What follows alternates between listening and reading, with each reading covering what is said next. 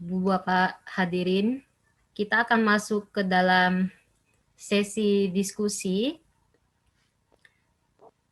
Sesi diskusi kita pada kesempatan pertama ini akan membahas topik tentang memahami rute perjalanan para pelaku dan korban perdagangan orang di Indonesia. Bagaimana rute perjalanan dan apa yang terjadi dengan identitas para korban. Pada sesi kali ini akan dimoderatori oleh Ibu Pendeta Irene Umbulolo, dosen Sekolah Tinggi Teologi Gereja Kristen Sumba, dan beliau merupakan aktivis perempuan di Sumba. Untuk waktu dan tepat, Ida persilakan kepada Ibu Pendeta Irene. Ya, selamat pagi rekan-rekan sekalian. Rupanya saya ini orientasi waktunya kurang bagus. Saya pikir itu WIB, ternyata itu WIT. Jadi maaf saya baru masuk. Oke, terima kasih banyak Mbak Ida. Hari ini kita akan bersama-sama masuk dalam sesi diskusi bersama dua narasumber kita. Yang pertama yaitu Romo RD Crisantus Pascalis Saturnus. Nah, beliau ini adalah Komisi Keadilan, Perdamaian, dan Pastoral Migran Perantau Perwakilan Regio Sumatera. Selain itu, beliau juga aktif dalam jaringan lokal dan lintas daerah untuk kasus perdagangan manusia. Lalu narasumber kita yang berikut yaitu Ibu Esther Mantaon, pengurus Rumah Harapan Gemit. Nah, kalau saya tidak salah, waktu yang akan kita pakai ini berapa lama ya Mbak Ida? Masing-masing narasumber 20 menit, Ibu. 20 menit ya? Maksimal. Semoga bisa selesai lebih sebelum itu. Gitu. Ya. Oh ya, rupanya Romo Pascal belum hadir, dan karena itu kita berikan kesempatan terlebih dahulu kepada Ibu Esther. Ibu Esther Mantaon, pengurus Rumah Harapan Gemit. Silakan Ibu Esther. Baik, selamat pagi. Shalom. Selamat pagi Ibu. Selamat pagi, salam Ibu. Kami dengar. Ya, perkenalkan saya Esther Mantaon. Status saya di sini bukan sebagai pengurus, tapi sebagai pendamping. Mungkin saya klarifikasi itu dulu. Baik, Rumah Harapan adalah salah satu satuan tugas dari Unit Tanggap Bencana Alam dan Kemanusiaan Sinode Gemit yang dibentuk pada tahun 2018. Artinya kami baru memasuki tahun ketiga dalam memberikan pelayanan kepada perempuan dan anak korban kekerasan dan korban perdagangan orang. Gereja Masih Injili di Timor merasa perlu bahwa selama ini kita hanya berbicara soal kasih itu di atas mimbar, tapi realita tentang kasih yang dialami oleh saudara-saudara kita yang mengalami penderitaan, terlebih perempuan dan anak, sepertinya terabaikan. Dan karena itu gereja mengambil peran dengan membentuk Rumah Harapan Gemit. Baik Bapak Ibu sekalian, dengan demikian Rumah Harapan Gemit hanya fokus untuk memberikan pelayanan kepada korban kekerasan berbasis gender dan perdagangan orang. Layanan kami, Bapak Ibu, disebut sebagai layanan holistik. Namun pada kesempatan ini, sebagaimana topik yang telah diberikan kepada kami, saya memulai saja. Pengantar saya adalah berbicara perdagangan orang di kalangan aktivis dan lembaga layanan lokal, nasional maupun internasional sangat menyita perhatian waktu, tenaga maupun dana. Karena rute perjalanan kasus perdagangan orang sangat berliku-liku, bahkan bagaikan lingkaran setan yang susah diputuskan. Karena semua orang bisa menjadi pelaku dan juga bisa menjadi korban. Bapak Ibu sekalian, kita melihat perdagangan orang, untuk disebut sebagai perdagangan orang, jelas bagi kita semua bahwa harus memenuhi unsur-unsur perdagangan orang, yaitu proses, cara, dan tujuan. Kalau kita melihat rute ini, titik start dari seseorang menjadi korban perdagangan orang, kita mulai dari proses. Persoalan kemiskinan yang disebabkan oleh kondisi alam seperti musim kekeringan yang panjang, bencana banjir, tanah longsor yang mengakibatkan gagal panen. Yang kedua, kondisi sosial kemanusiaan seperti perkawinan dini, kekerasan dalam rumah tangga, ingkar janji menikah, kekerasan terhadap anak, atau relasi kuasa antara orang tua, pembayaran mahar yang tinggi, anak yang putus sekolah, dan sebab-sebab kemanusiaan lainnya. Dengan mudah, petugas lapangan memanfaatkan kerentanan orang tua seperti ayah, ibu, saudara, om, tante, nenek, pacar, suami, dengan memberikan sejumlah uang sebagai uang siripinang atau dalam bahasa Timur disebut okomama. Nah, ternyata okomama ini bukan saja berlaku di daratan timur, tapi sekarang hampir di seluruh NTT itu ada sejumlah uang yang diberikan kepada keluarga sebagai imbalan atau kadang mereka sebut sebagai panjat. Bahkan mencekal, mengancam di sekolah atau di jalan saat pulang sekolah atau sendiri di rumah saat orang tua atau keluarga ke kebun dan ke tempat lain. Yang menjadi sasaran atau objek adalah istri, anak cucu, pacar, keponakan, anak sekolah, remaja putri dan remaja putra, korban ingkar janji menikah, anak putus sekolah, pengangguran, atau orang yang lagi galau. Janji yang ditawarkan adalah bekerja di ruang domestik seperti asisten rumah tangga, cleaning service, perkebunan sawit dengan gaji yang besar. Cara yang mereka pakai adalah dengan menggunakan bujuk rayu, kekerasan, ancaman kekerasan, sehingga memperoleh persetujuan dari orang yang memegang kendali atas orang lain atau yang disebut dengan relasi kuasa. Dengan mudah petugas lapangan memanfaatkan kerentanan orang tua dan memanfaatkan itu untuk niat mereka. Kita melihat hal yang berikut adalah pihak PPTKIS mengurus dokumen, itu dokumen palsu. Kita melihat rute perjalanan mereka, setelah mereka direkrut dari tempat tinggal, mereka dibawa ke penampungan di daerah transit seperti di Kupang, kemudian PPTKIS mengurus dokumen. Dan dokumen yang jelas mereka lakukan adalah dokumen palsu, baik itu mulai dari KTP, kartu keluarga, paspor. Yang dipalsukan adalah nama, umur, pendidikan, dan alamat. Setelah dokumen palsu diserahkan kepada korban, kemudian petugas mengantar ke bandara atau pelabuhan untuk berangkat ke beberapa daerah transit lainnya seperti Juanda, Ngurah Rai, Soekarno-Hatta. Di sana dijemput oleh orang yang tidak dikenal, dibawa ke penginapan atau langsung diberangkatkan ke Medan, Batam, Tanjung Pinang, dan diseberangkan ke Malaysia.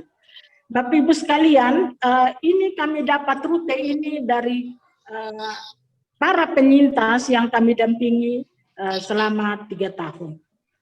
Setelah tiba di Malaysia, korban dijemput oleh ejen, kemudian dibawa ke kantor ejen yang sudah ditunggu oleh majikan.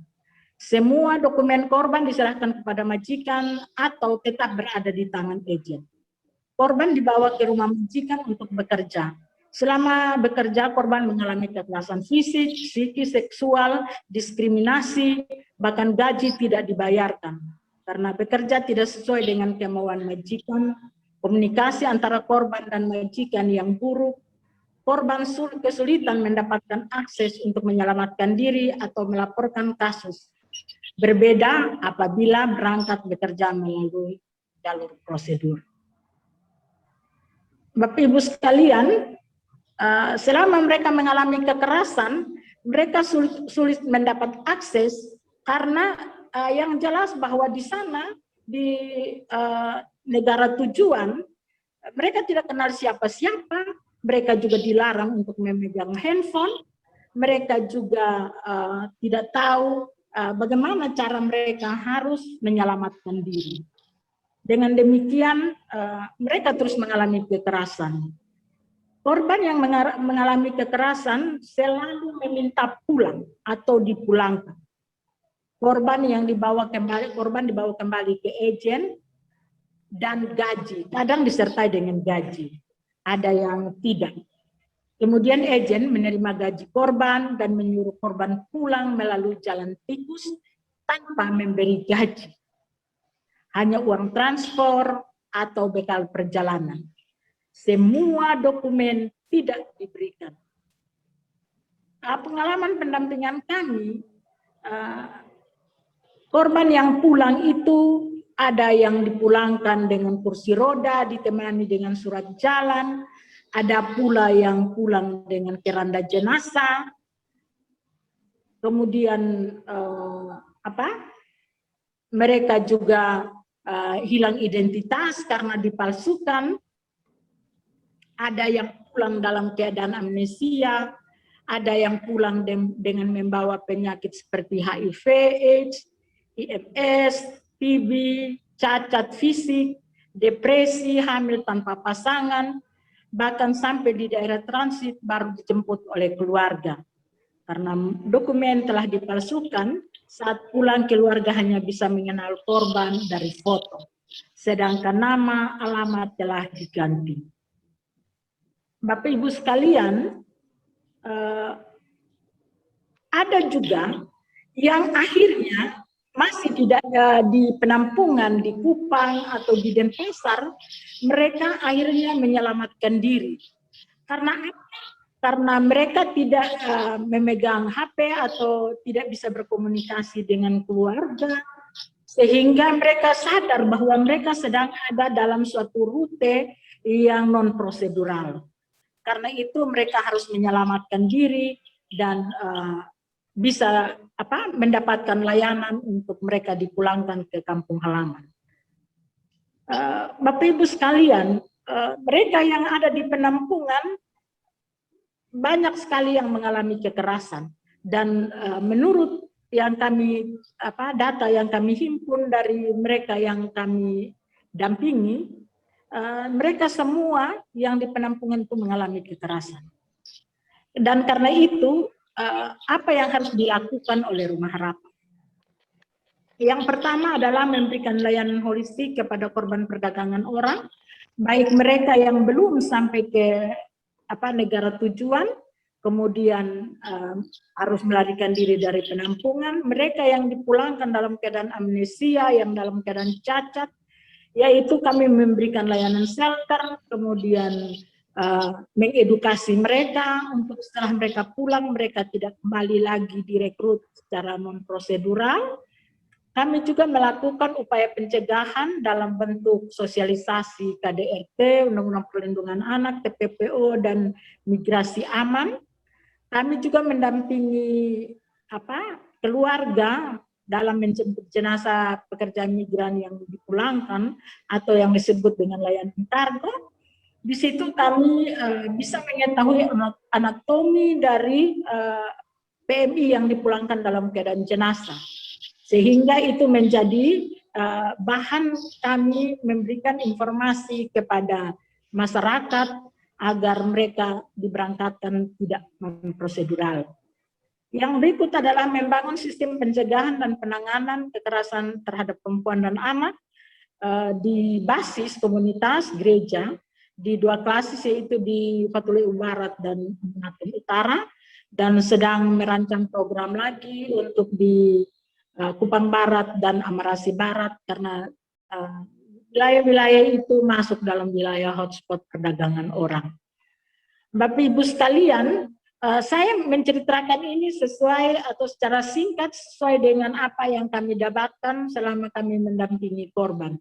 Mungkin nanti ada testimoni dari teman-teman penyintas, bahkan dalam upaya membangun sistem pencegahan dan penanganan, kami mendapatkan beberapa testimoni dari saudara-saudara kita yang pulang memang ada hal yang positif bagi mereka adalah mereka pulang dengan membawa upah, membawa gaji. Tetapi kekerasan yang mereka alami susah atau sulit untuk mereka ceritakan. Karena itu memang kita sadar bahwa itu berarti kekerasan yang paling mendasar yang mereka alami adalah kekerasan psikologis dan kekerasan seksual. Mungkin itu saja Ibu Pendeta yang bisa saya gambarkan tentang rute yang diceritakan oleh saudara-saudara kita yang kami dampingi. Sekian dan terima kasih. Terima kasih Ibu Esther. Rupanya waktu masih banyak ya, baru 10 menit Ibu makai. Tapi tidak apa-apa, mungkin kita bisa pakai waktu yang sisa ini nanti sebentar lebih banyak waktu untuk diskusi. Nah, saya cek dulu apakah pembicara kita berikutnya sudah hadir. Sudah, Ibu. Oh ya. Ya. Romo Pascal sudah hadir ya? Sudah. Ya baik. Selamat datang Romo Pascal. Kami senang Romo sudah ada bersama kami di sini. Silakan Romo bisa menggunakan waktu 20 menit untuk menyampaikan materi. Apakah mau share screen? Ada materi yang mau dibagikan? Iya, saya mohon izin untuk share screen. Oke. Mungkin Ya, Ida sudah. Sudah ya?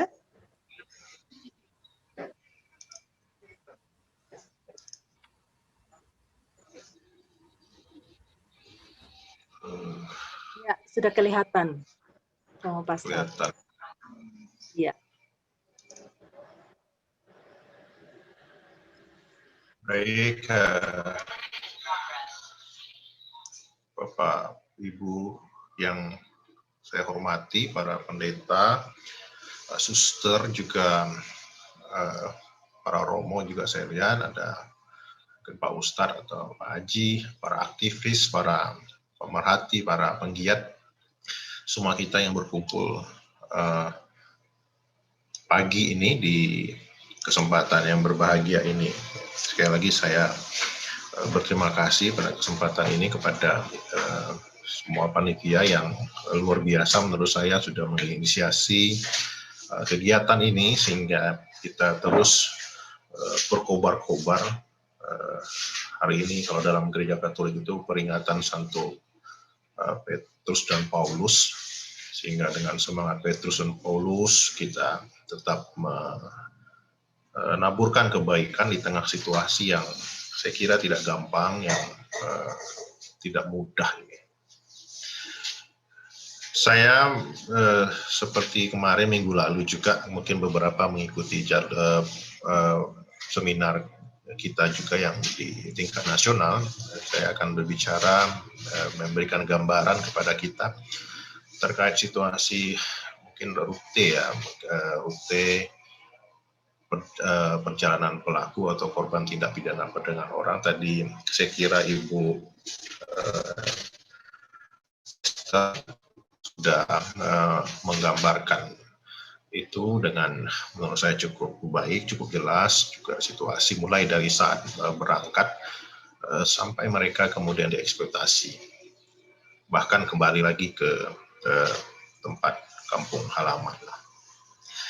Tentu apa yang saya bagikan pagi ini sangat terbatas, seperti Ibu Iren tadi, Ibu Esther tadi, terbatas tentang situasi rute yang saya dapat dari pengalaman pendampingan bersama dengan para penyintas selama kurang lebih 3 atau 4 tahun ini.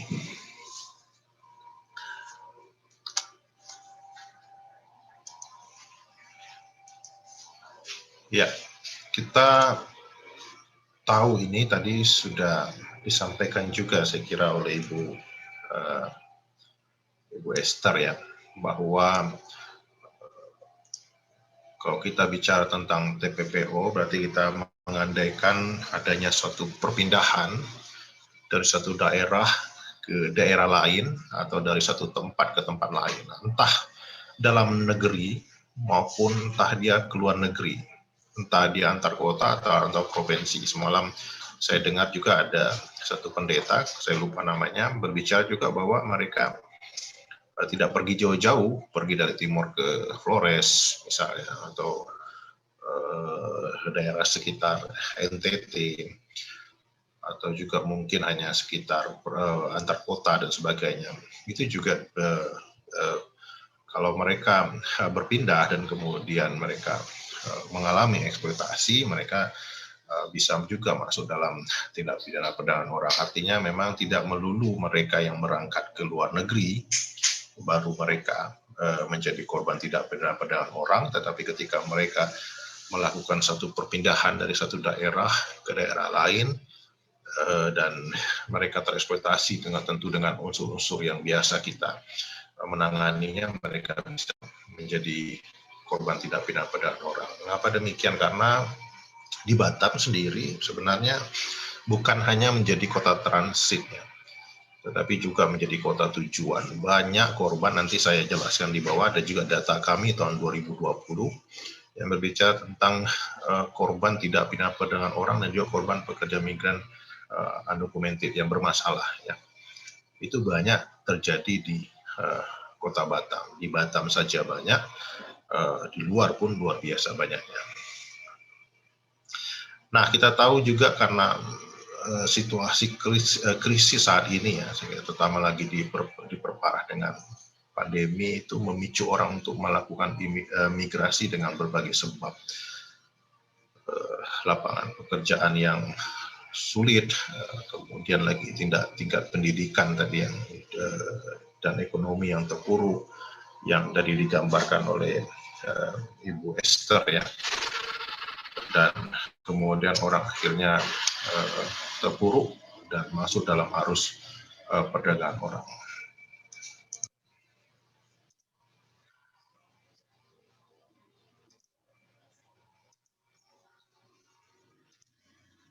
Ya, ini rute yang saya kira kita semua udah tahu juga ya, atau mungkin rute yang teman-teman juga sebagian juga paham ya.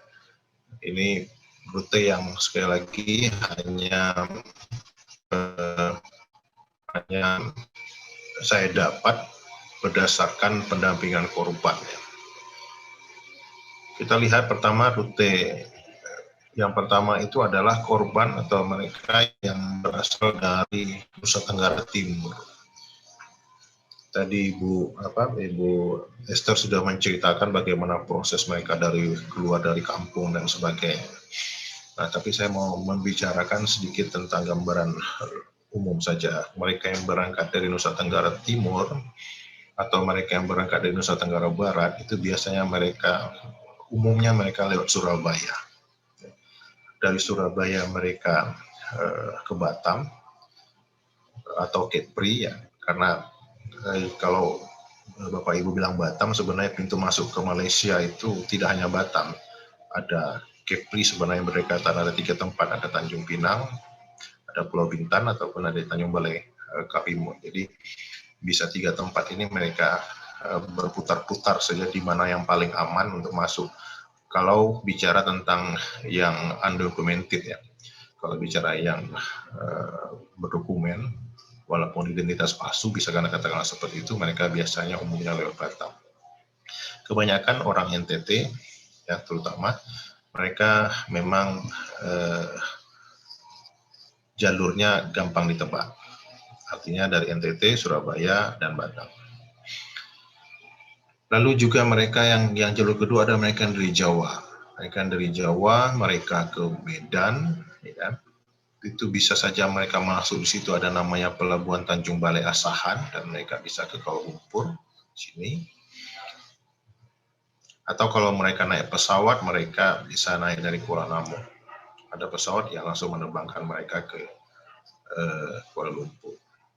Seandainya pintu belum aman, jadi mereka yang undocumented yang memasuki pintu-pintu belakang, mereka akan stay di sini, bekerja di sini misalnya, bekerja di sini, menunggu saat yang tepat untuk pergi ke Malaysia. Jadi Malaysia itu semacam impian, Singapura, Malaysia itu semacam impian. Bahkan untuk mereka kalau belum pergi ke Malaysia atau belum pergi Singapura itu belum ya, karena biar dieksploitasi tidak apa-apa, karena nilai eksploitasi di Singapura itu lebih tinggi daripada di Indonesia. Di Indonesia juga menurut mereka, menurut mereka itu juga dieksploitasi tapi gajinya rendah.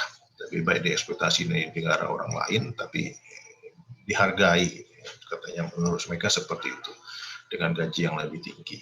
Jadi mereka akan bermain-main di sini, Medan, atau nanti mereka kerja di Riau, mereka kerja di Sumatera, tapi pada akhirnya nanti tahun berikutnya atau bulan berikutnya mereka akan tetap nekat untuk pergi ke Malaysia atau Singapura.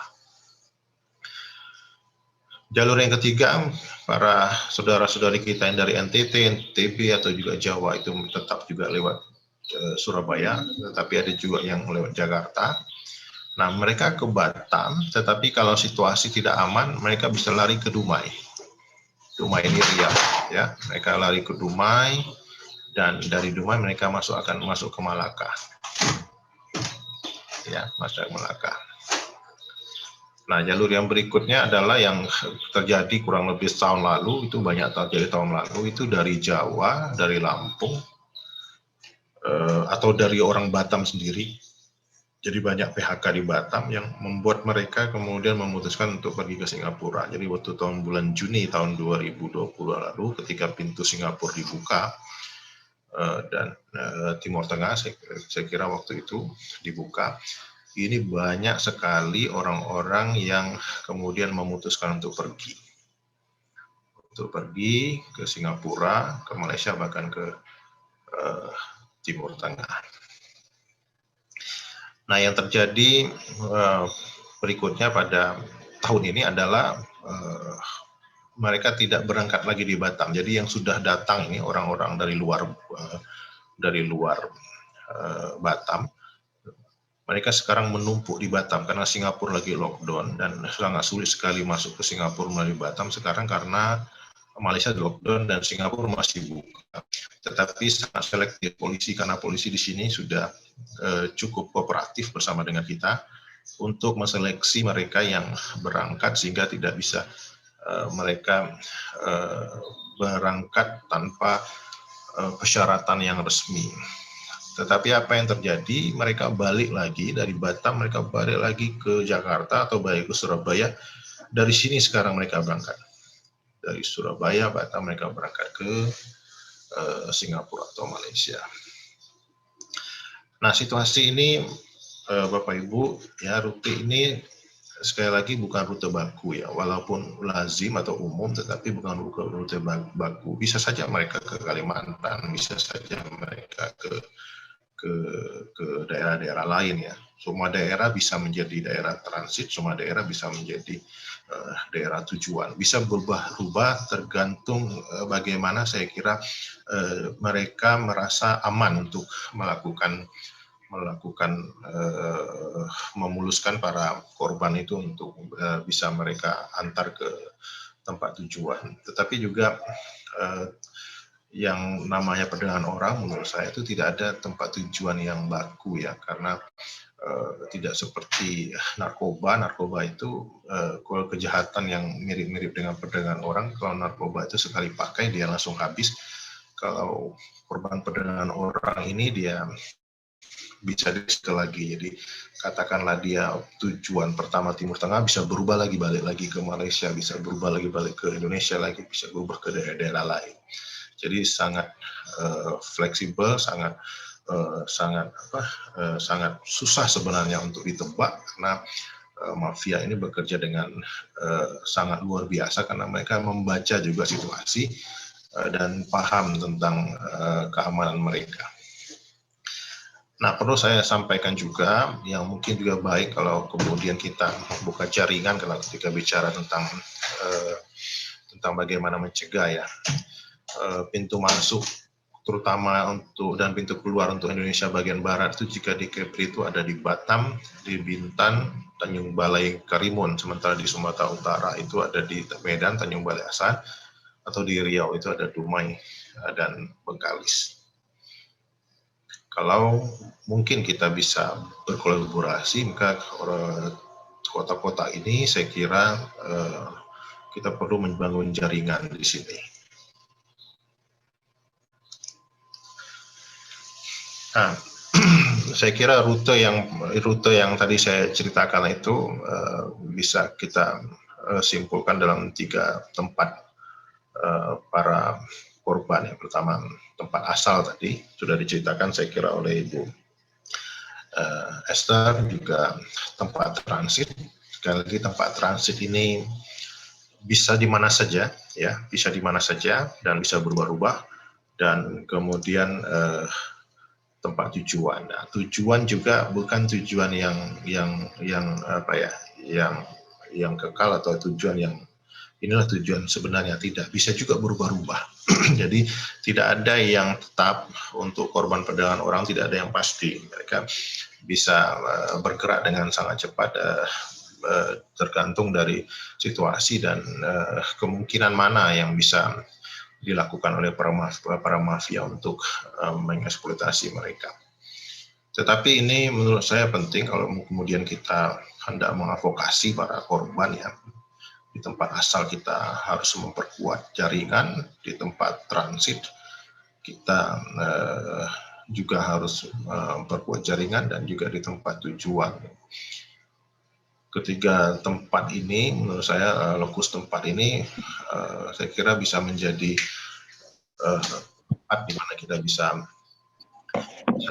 bersama untuk kemudian mengurangi, mencegah terjadinya tindak pidana perdagangan orang ini.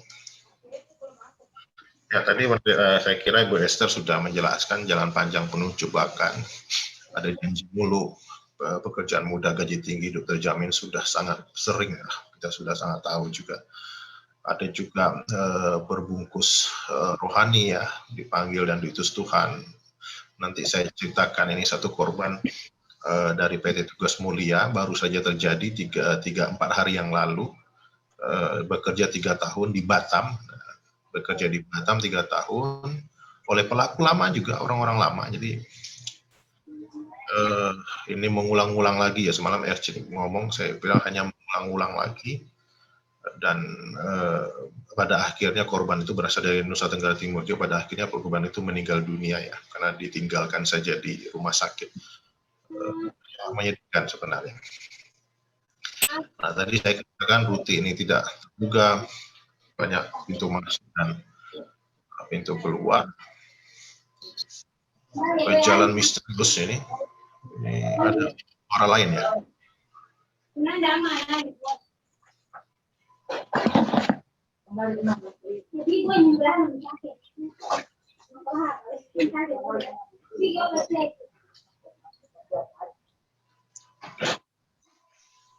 Oke, baik, saya teruskan. Jadi seperti saya katakan tadi, rutenya tidak terduga, banyak pintu masuk dan pintu keluar. Jalan yang misterius, ya, karena sulit memang ditebak, ya. Dan jalan sepi untuk kita, karena kita yang bekerja di sini udah berusaha berjuang seperti apapun, seolah-olah kadangkala banyak yang merasa bahwa kita seperti ditinggalkan. Udah jalan sepi, banyak hantu lagi, ya. Kiri kanan kita dikelilingi hantu-hantu perdagangan orang. Ini juga menjadi satu tantangan sendiri bagi kita.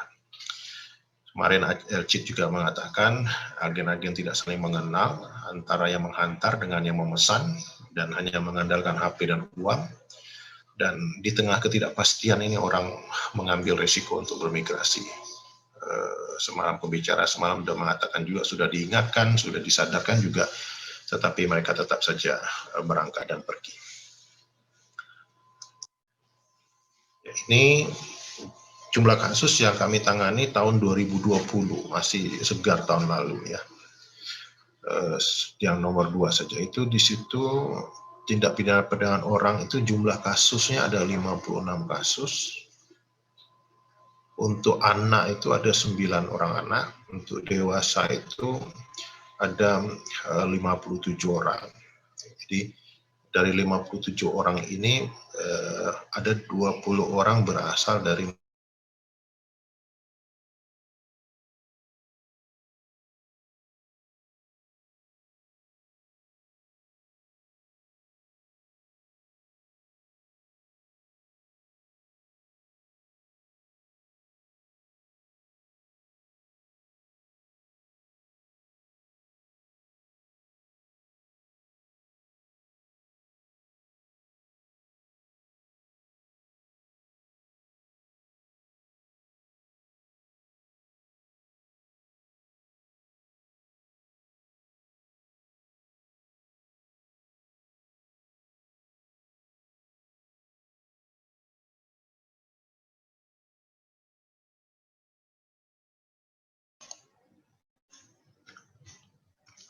Suara tidak kedengaran.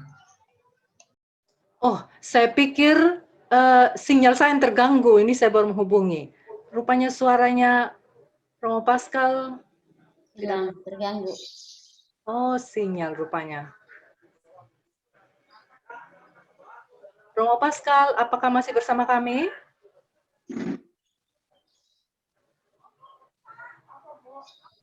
Terlempar, Ibu. Pak Ida bisa tolong untuk cek. Iya. Kayaknya terlempar Ibu Iren. Apakah boleh usul mungkin terlemparnya akan lama, kita bisa masuk ke diskusi dengan Ibu Mantaon kau? Iya, Ibu Esther. Pertanyaan-pertanyaannya. Iya, terima kasih banyak Kakak Pendeta Esther mengusulkan hal ini. Adik, Saya juga baru bertanya ke panitia apakah bisa seperti itu. Jika memungkinkan, apakah panitia kami bisa melanjutkan dengan sesi diskusi saja dulu untuk materi yang tadi sebagai bisa sekali supaya mengisi waktu. Oke, baik Ibu Elga, terima kasih. Nah, Bapak Ibu, saudara sekalian, kita tadi sudah mendengarkan pemaparan yang saya sendiri mencatat hal-hal yang penting, meskipun tidak semua, tapi banyak informasi yang membuat kita di satu sisi miris, tapi juga bisa melihat bagaimana mafia ini bekerja, gitu, berkaitan dengan kita mengerti itu rute perjalanan para pelaku dan dalam hal ini juga korban perdagangan orang di Indonesia. Tadi Bu Esther juga sudah menceritakan bagaimana dari hulu itu, dari kampung-kampung, bagaimana simbol-simbol budaya yang begitu luhur itu dipakai begitu ya untuk memperdaya calon korban atau korban, dan dalam hal ini orang-orang terdekat, keluarga bisa berpotensi menjadi pelaku. Nah, hal-hal seperti itu tadi kita sudah mendengarkan juga pemaparan dari Romo Pascal. Nah, mungkin kita bisa pakai dulu waktu ini untuk berdiskusi. Silakan, apakah sudah ada yang menuangkan pertanyaan di room chat, ataukah ada yang langsung menyampaikan pertanyaan?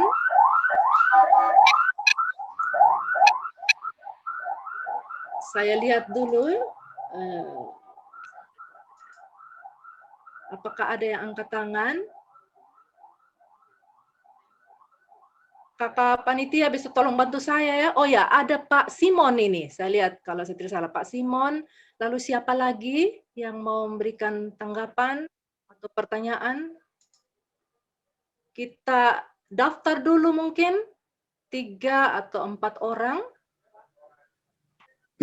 Kalau belum ada, mungkin kita mulai saja dulu dengan Pak Simon. Silakan Pak Simon, singkat, padat, dan jelas. Baik, Esther, saya menyampaikan beberapa hal yang pernah terjadi dan juga menjadi pertanyaan. Itu dari Timor ini selama ini biasanya yang merekrut mereka itu keluarga sendiri yang pernah ke sana. Begitu mereka datang berlibur atau mengunjungi orang tua, mempengaruhi keluarganya, ya, adik atau kakak atau familinya dengan menjanjikan secara muluk bahwa memperoleh gaji yang lumayan untuk kehidupan dia dan untuk kehidupan keluarganya. Dan kemudian dengan melakukan atau menyiapkan dokumen yang tidak sah dalam hal ini, itu biasa terjadi. Dan oleh karena itu, saya juga mau ingin bertanya sedikit. Apakah pihak-pihak yang berkompeten dalam hal ini juga sudah melakukan action kepada petugas-petugas pengawasan atau lembaga yang menangani imigran itu untuk tertibkan itu, ataukah hanya sebatas mencari data-data? Itu yang mau saya tanya. Saya kira itu dulu. Saya kembalikan. Baik, terima kasih Pak Simon. Kami catat dulu ya pertanyaan dari Pak Simon ya. Nah, saya melihat Romo Pascal sudah masuk, sudah bersama kita kembali. Apakah bisa kita lanjutkan dulu, Romo Pascal, mungkin 7 menit ya, Romo? Bisakah untuk menyelesaikan materi yang tadi? Bisa. Tadi aku ngomong sendiri aja rupanya. Iya. Romo rupanya. Oke. Kasih ya, minta maaf ini kita jauh sekali ini, terlempar-lempar di mana-mana seperti korban trafficking. Ya, silakan dilanjutkan. Baik, jadi saya sampai di sini tadi saya kira. Saya apakah kelihatan? Ini ya pelabuhan, saya kira Bapak Ibu yang pernah ke Batam, ini pelabuhan hantu juga menurut saya. Pelabuhan internasional yang bukan milik pemerintah tetapi milik swasta. Di pelabuhan ini banyak sekali orang yang berkepentingan. Jadi bukan hanya kita bicara ada polisi di sini, ada polisi, di sini ada imigrasi, di sini ada bea cukai, di sini ada namanya polisi otorita Batam, di sini ada Satpam yang menjadi pemegang keamanan di International Ferry Batam. Ini artinya apa? Kalau satu orang dia mafia, dia sudah bekerja, menyeberangkan orang katakanlah ke Singapura atau Malaysia, dia sudah bekerja sama dengan 3 instansi ini, oknum-oknum yang di sini. Sehingga kalau kita punya kolaborasi, kita katakanlah punya hubungan baik dengan polisi, belum tentu juga kita bisa menghentikan yang lain, karena satu orang polisi katakanlah seperti itu tidak mungkin bisa menghentikan satu rombongan yang lain. Di sinilah terjadi internasional. Nah, ini kemarin saya ceritakan ada BP2MI nggak di sini? Ada, tapi BP2MI jauh, terlempar di parkiran di luar sini. Jadi dia nggak tahu nih urusan di dalam nih, nggak ngerti dia. Ini pelabuhan hantu. Dari depan resmi kelihatan, tetapi banyak sebenarnya terjadi mafia di sini. Hanya satu pelabuhan di Batam saya contoh, padahal ada 4 pelabuhan resmi dan ada puluhan pelabuhan belakang atau jalan tikus. Ini contoh tadi mungkin Ibu Esther tadi sudah cerita tentang bagaimana saya sudah izin kepada korban untuk menyampaikan ini ya. Betapa dia diubah namanya dari Margareta Matilda Patinuri berubah menjadi Reta Patinuri. Dari agama Katolik berubah jadi Islam, apapun bisa dibuat. Dan itulah kerja mafia. Yang tidak masuk akal bisa diakal-akalin, yang tidak ada bisa diadakan. Tidak ada yang mustahil untuk para mafia perdagangan orang. Ya, ini juga situasi jalur penuh jebakan dan penuh maut itu. Ini terlalu pintu belakang ya. Sering sebenarnya terjadi di Batam. Mereka yang lewat pintu belakang itu sering tadi kecelakaan, seringkali yang dibuang di tengah laut juga itu kadang-kala masuk dalam lumpur dan berjuang dengan arus dan kemudian meninggal. Atau juga kadang-kala mereka itu yang tenggelam di tengah laut itu bukan karena ombak, bukan karena kapal yang bocor atau kapal yang karam, tetapi kadang-kala juga mereka itu dikejar oleh polisi Malaysia dan kemudian mereka sengaja membuang diri, tekong-tekong itu sengaja membuang diri supaya aman dan tidak tertangkap oleh polisi Malaysia. Di berita dikabarkan bahwa mereka tenggelam karena gelombang kuat dan sebagainya. Nah, ini yang saya cerita kemarin, korban dari Nusa Tenggara Timur, saya dari Larantuka, bekerja 3 tahun di PT Tugas Mulia Batam, menjadi pembantu rumah tangga, kemudian seminggu dikembalikan, sebelum meninggal dikembalikan majikan karena sakit, lalu oleh PT-nya akhirnya ditelantarkan saja di satu rumah sakit kecil. Kebetulan ada umat kita yang bekerja di rumah sakit itu melihat, dan kemudian kita mencoba mencari keluarga, paguyuban keluarga Larantuka di Batam, memindahkannya ke rumah sakit yang lebih layak dengan penanganan yang lebih baik, tetapi kemudian dia meninggal dunia. Ini juga sedang dalam proses hukum dan banyak sekali tentu mafia-mafia yang bermain di sini, terutama juga orang-orang kita. Jadi korbannya orang kita, pelakunya juga orang-orang kita. Yang tangkap pastor orang kita juga, semua orang kita semua. Ini terjadi 3 hari yang lalu. Nah, saya kira sekali lagi terima kasih kepada Intervide yang sudah menginisiasi dan juga pendeta-pendeta yang luar biasa bekerja dengan tidak pernah kenal lelah. Perjuangan kita pasti masih panjang dan ke depan pasti akan banyak lagi situasi yang mungkin lebih parah, yang membuat orang harus mau tidak mau meninggalkan tempat asalnya dan mencari pekerjaan, entah itu ke luar negeri, entah ke Malaysia, entah ke Singapura, maupun ke kota-kota lain antar provinsi dan dalam negeri. Dan jalur mereka sangat panjang dan tidak terduga. Tentu kita perlu membuat satu jaringan lebih banyak lagi di 3 tempat tadi yang saya katakan, tempat asal, tempat transit, dan juga tempat tujuan, agar kita bisa meminimalisir arus perdagangan orang yang begitu keras ini, begitu kuat ini. Dan sebagai seorang rohaniawan, sebagai orang yang terpanggil, kita tetap membawa kabar gembira bagi mereka yang kehilangan harapan, mereka yang tersesat dalam beribu jebakan ketika melakukan migrasi. Tentu tidak mudah Bapak Ibu, tentu tidak gampang ya, tetapi memang saya kira Mother Teresa mengajarkan kepada kita tidak butuh sukses, yang paling penting setia. Kalau kita berorientasi pada sukses, kita stres, kita kalah dengan permainan mafia. Tapi kalau kita berorientasi pada kesetiaan, pekerjaan ini pasti akan membahagiakan, dan banyak orang akan melihat kerja-kerja ini dan kemudian mengikuti langkah baik yang sudah kita mulai. Terima kasih banyak, mohon maaf atas kekurangan, atas kekurang dalaman presentasi ini.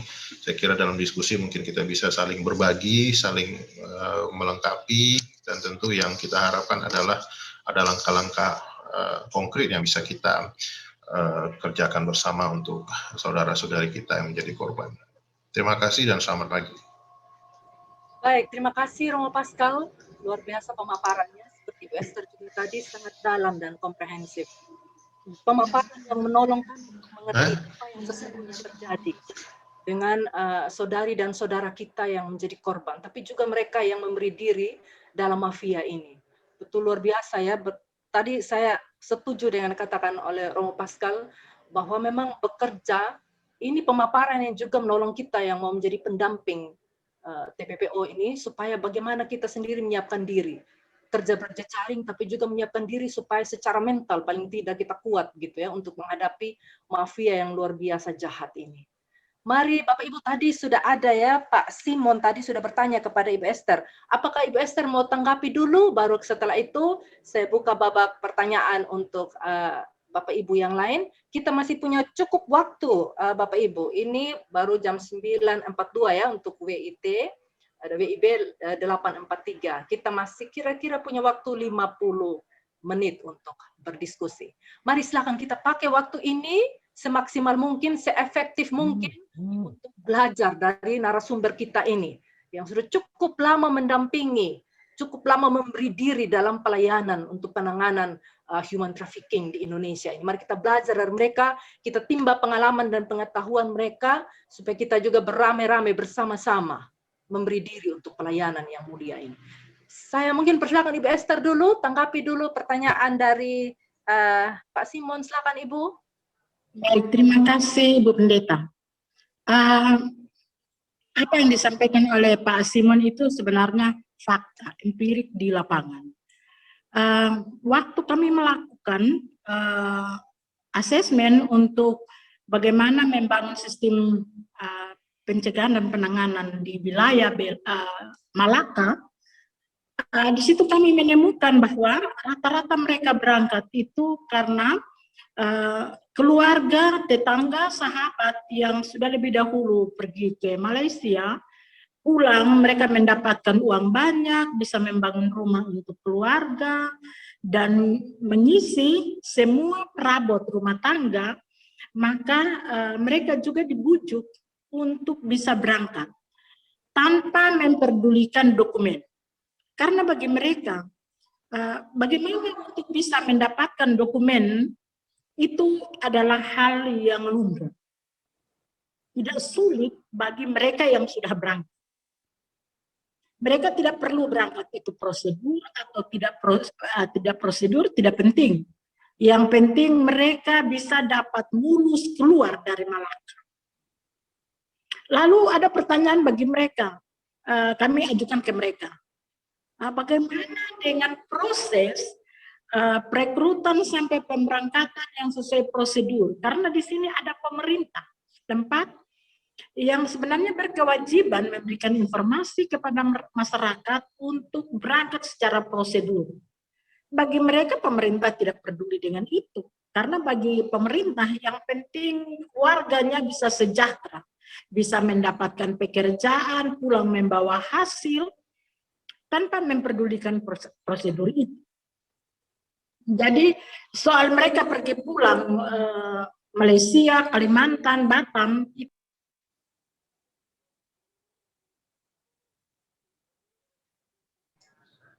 Ibu Esther, bagi mereka aman-aman saja.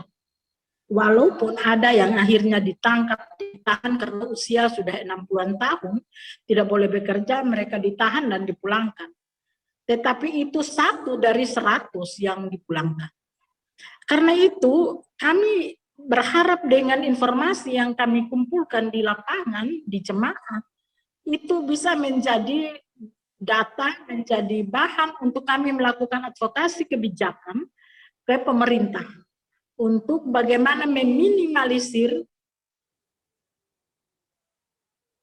karena pengalaman bahkan data yang kami kumpulkan selama 3 tahun mendampingi kargo, itu ada sekitar 353 jenazah selama 3 tahun kami dampingi, itu 40% dari Malaka. Jadi Pak Simon, saya setuju.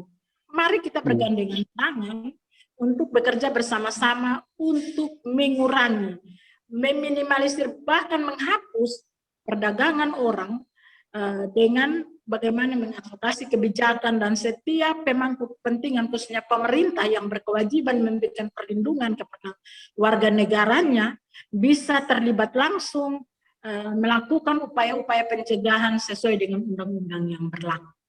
Begitu dari saya, Ibu Pendeta. Terima kasih. terima kasih Mas Simon. Saya pikir cukup jelas ya Pak Simon ya.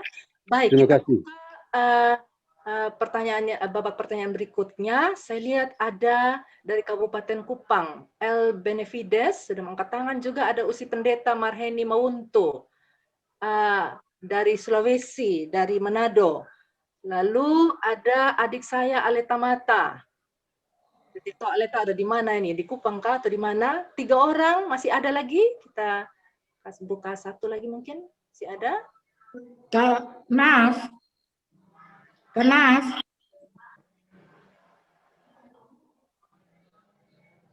Oh ya, kalau tidak ada, mungkin nanti sebentar. Oh ya, dari Timor Barat. Pak, siapa ini ya? Beritahu cara izinnya. Dari Terima kasih. Barat. Ibu Irene, ada Pak Martin dari Malaka juga. Oh ya, Pak Martin dari Malaka. Baik. Jadi silakan ya, 4 orang dulu ya. Nanti sebentar kalau masih ada waktu, baru kita buka lagi babak diskusi berikutnya. Silakan yang pertama, Pak Benefides dari Kabupaten Kupang.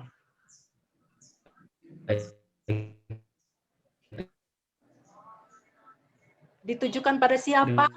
Dan mohon pertanyaan tanggapannya singkat, padat dan jelas. Silakan.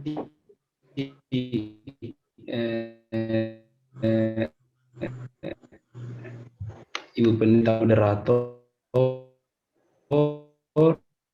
Romo Pascal, terima kasih kesempatannya.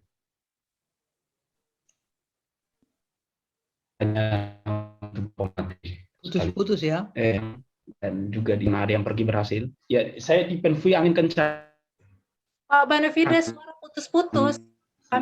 Usul tulis aja. Dan tulis di chat nanti. Ya. Apa suara saya masih didengar? Halo, apa tulis di chat.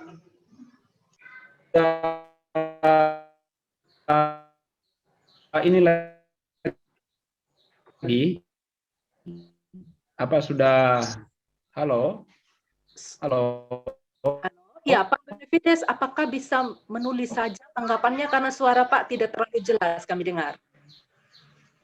Ada usul, kalau boleh tulis saja di room chat, nanti bisa ditanggapi. Nanti saya bantu baca tanggapan atau pertanyaannya. Mungkin begitu. Sebenarnya punya saya panjang.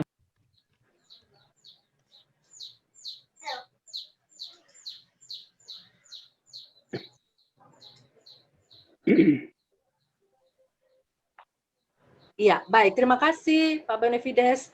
Kita lanjut ke Ibu Pendeta Marheni Mawuntung dari Manado. Silakan. Ya, terima kasih. Minta izin tidak mengaktifkan video juga ya. Pendeta Iren, terima kasih. Pertama saya memberi apresiasi kepada Ibu Esther dan Pastor Pascal.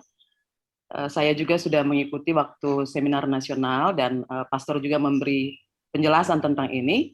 Dan saya kira saya mendapat banyak hal penting ya untuk kemudian mengenal tentang jalur perdagangan orang, tetapi juga kiat-kiat menghadapi mereka dan bagaimana penanganan kita. Nah, beberapa yang bisa saya simpulkan dari dua pemaparan tadi, yakni bahwa ternyata memang saya juga mengalami sebagai lembaga pendampingan perempuan dan anak yang belum juga terlalu tua, bahwa tidak sulit berhadapan dengan perdagangan orang. Pertama yang saya catat tadi, yakni karena jalur yang berubah-ubah dan karena itu seringkali sulit untuk ditelusuri. Tadinya sudah bisa diketahui, tadi Pastor jelaskan ya, lalu tiba-tiba dia bisa berubah dan itu butuh kemampuan khusus untuk kemudian mengetahui lagi jalur yang lain. Lalu korban tidak sadar karena terdesak kebutuhan ekonomi. Dan saya kira ini faktor-faktor real yang kita temui di lapangan ketika berhadapan dengan masyarakat, yakni seringkali penjelasan-penjelasan yang disampaikan pun tidak cukup kuat untuk kemudian bersaing dengan cerita-cerita tentang sukses ya yang dialami oleh sekian orang, beberapa orang yang dari kampungnya yang bekerja dan pulang dengan hasil yang sangat baik, lebih baik daripada apa yang mereka dapatkan dalam kerja di kampung sendiri. Dan saya kira ini yang kadang-kadang mungkin membuat kita yang memberi diri di persoalan-persoalan seperti ini merasa lelah ya, untuk kadang-kadang merasa lelah dan mungkin juga kehilangan keyakinan apakah ini perjuangan tidak sia-sia atau masih bisa dilanjutkan dalam rangka memutus rantai. Tapi tadi saya dicerahkan kembali oleh Pastor ketika Pastor mengutip apa yang Ibu Teresa bilang, kita tidak perlu sukses, tetapi tetap setia ya, bekerja dengan kekuatan kita dan jaringan kita, sebesar apapun yang bisa kita raih dan sekecil apapun yang bisa kita upayakan. Nah karena itu saya kira memang dari kemarin ya kita mendengar bahwa tidak bisa tidak jaringan kita memang harus semakin diperkuat dan semakin diperluas simpul-simpul kita ya, dan saya kira pertemuan seperti ini meskipun dibuat untuk NTT, tetapi ketika kami juga diundang hadir, ini bagian dari kerja memperluas jejaringan. Lalu kemudian benar, saya setuju dengan edukasi dan sosialisasi, dan juga saya kira perlu diceritakan berulang-ulang cerita tentang para korban sebagai upaya untuk menanggapi cerita-cerita sukses dari segelintir orang yang balik ke kampungnya dan menceritakan lalu merekrut sesama orang di kampungnya ya. Karena kadang-kadang itu yang kemudian menggoda, sekali lagi saya ulang, menggoda dan membuat orang kemudian tidak sadar mereka justru terjebak dalam jaringan perdagangan orang.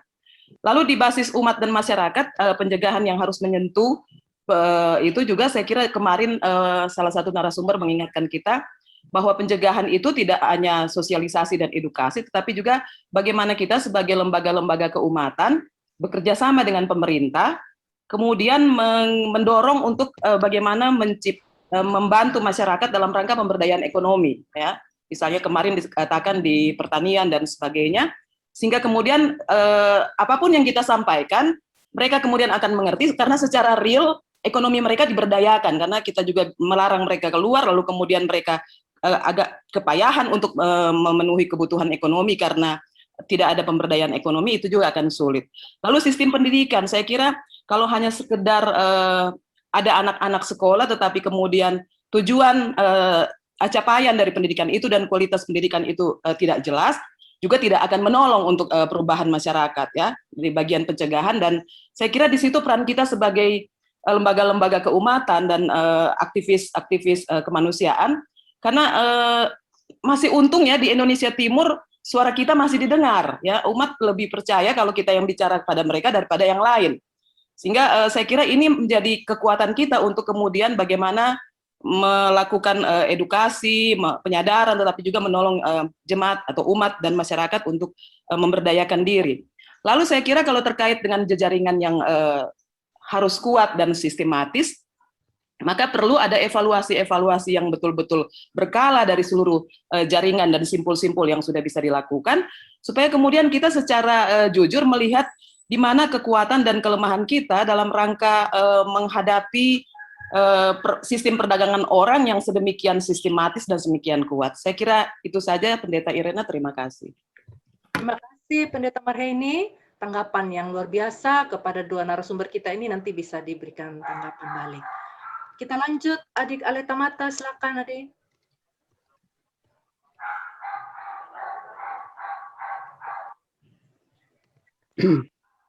Aleta.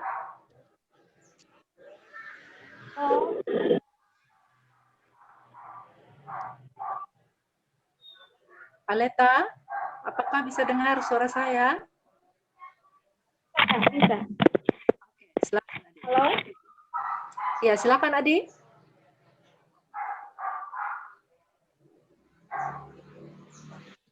Ada dua hal yang mau saya tanyakan, Kak.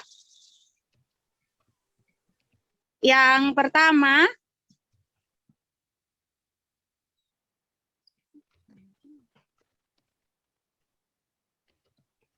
halo? Silakan Adi, yang pertama silakan. Yang pertama kemarin dalam kunjungan orang sakit di salah satu jemaat, saya bertemu dengan orang baru.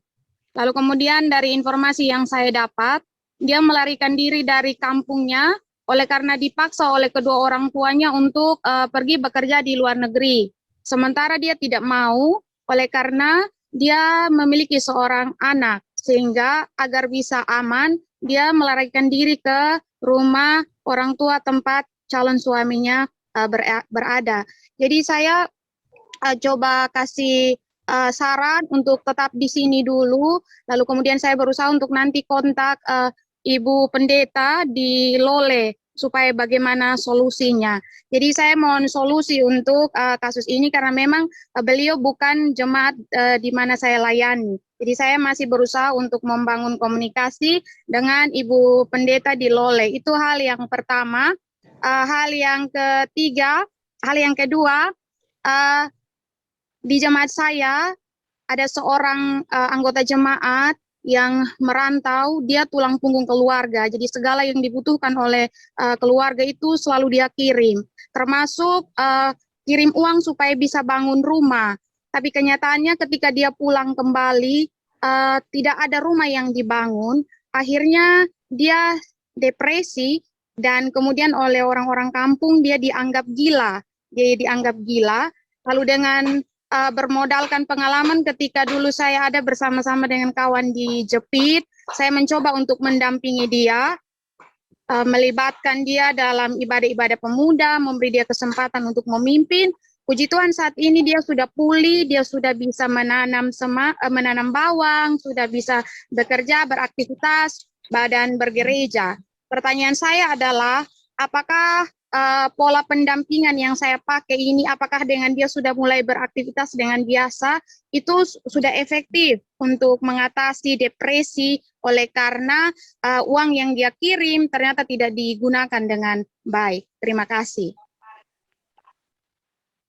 Terima kasih Adik. Dua pertanyaan yang menarik sekali. Yang penting saya yakin narasumber kita sudah mencatat juga pertanyaan penting ini. Adik berbagi tentang pengalaman Adik. Tadi ada dari mana lagi? Tolong kasih tahu Pak, siapa tadi ya? Dari Pak Martin dari Malaka. Oh ya, silakan Pak Martin. Pak Martin itu mic-nya harus di ini.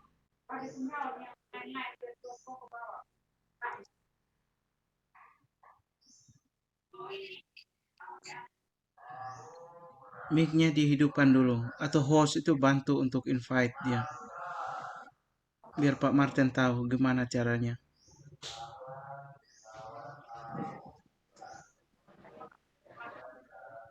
Ya, halo, selamat siang semua. Selamat siang Pak Martin, silakan. Terima kasih untuk para narasumber dan moderator.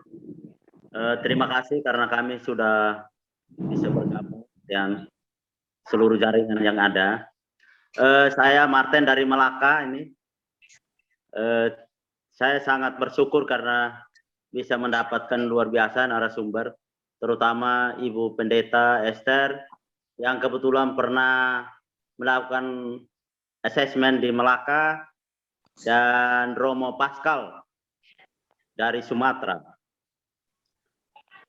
Satu hal yang saya mau sampaikan, bahwa saya di Melaka dengan beberapa teman selama ini ya dengan keberadaan kami yang sangat terbatas, baik dari segi kuantitas maupun kualitas, untuk coba melakukan kegiatan sosialisasi yang sifatnya kegiatan-kegiatan yang dalam forum maupun face to face. Satu hal yang ingin saya sampaikan, bahwa selama kami di Melaka kurang lebih hampir 5 tahun, kita pernah melakukan kegiatan-kegiatan sosialisasi dengan Sister Loren, termasuk teman saya Cornelius, dan Ibu Pendeta Suhertin dan lain-lain yang pernah datang ke sini, termasuk Ibu Ima dari Jakarta. Sejauh ini saya belum melihat progres yang positif setelah kegiatan-kegiatan kita. Artinya bahwa target kita sebenarnya untuk meminimalisir terjadinya mutasi migran ke luar atau mengurangi yang namanya migran ilegal, ini kelihatannya memang belum bisa kelihatan secara signifikan. Nah, satu hal memang harapan kita dari lembaga-lembaga agama, para pastor dan gereja, termasuk ibu-ibu pendeta di Melaka, barangkali memang perlu dukungan dan dorongan dari teman-teman kita di luar, terutama kayak seperti Romo Pascal dan ibu pendeta yang lain. Harapannya bahwa perlu ada gerakan moral dari para tokoh-tokoh agama kita, sehingga yang seperti disampaikan sebelumnya, bahwa memang yang masih bisa didengar itu adalah para tokoh agama dan para rohaniwan kita, sehingga harapan kita perlu bangun komunikasi yang baik dengan pemerintah setempat, sehingga kita perlu memastikan bahwa setiap orang yang keluar atau datang dari Malaysia mungkin perlu dipantau secara khusus. Misalnya sekarang ada posko-posko COVID, sehingga keluar masuk saudara-saudara kita mau keluar daerah atau masuk kembali ke dalam daerah kita perlu dalam pantauan, sehingga semua yang dilakukan bisa dipantau, sehingga tujuan dan target itu bisa kita kontrol secara maksimal. Barangkali itu beberapa hal yang perlu kami sampaikan. Mungkin setelah ini baru kita tambahkan. Terima kasih. Baik, terima kasih Pak Martin. Kita batasi dulu ya. Nanti sebentar saya akan baca pertanyaan yang sudah ada di room chat. Tapi mungkin kita beri kesempatan dulu kepada Ibu Pendeta Esther Mantaun dan Romo Pascal untuk merespons pertanyaan dari rekan-rekan kita tadi. Silakan mulai dari Ibu Esther dulu, Kak. Untuk kali ini saya berikan kesempatan kepada Romo lebih dahulu. Baik. Romo, ada permintaan dari Ibu Esther. Silakan, Romo Pascal. Baik, terima kasih. Memang pertama luar biasa ya tadi pertanyaan-pertanyaan kita semua. Memang situasi ini tidak mudah, tidak gampang. Saya mulai dari Pak Martin mungkin. Apakah ada progres atau tidak Pak Martin, itu Tuhan lain tahu itu. Kita tidak tahu juga apa ukurannya itu. Biarlah pekerjaan kita ini dilihat oleh Tuhan. Tapi jangan menyerah Pak Martin, tidak ada yang sia-sia, tidak ada kebaikan yang sia-sia. Ya. Tidak mungkin pekerjaan ini sia-sia. Kalau kebaikan akan melahirkan kebaikan baru, dan itu saya kira pengalaman kita semua, pasti kita bisa memberikan kesaksian untuk itu. Pak Martin, menurut saya orang berangkat ke luar negeri atau keluar kota itu hak orang. Ya, itu hak azazi orang mau kemana saja, mencari pekerjaan, memperbaiki hidup mereka. Itu hak orang. Ya, yang menjadi persoalan adalah ketika mereka keluar, mereka mencari pekerjaan dan mereka mencoba memperbaiki hidup.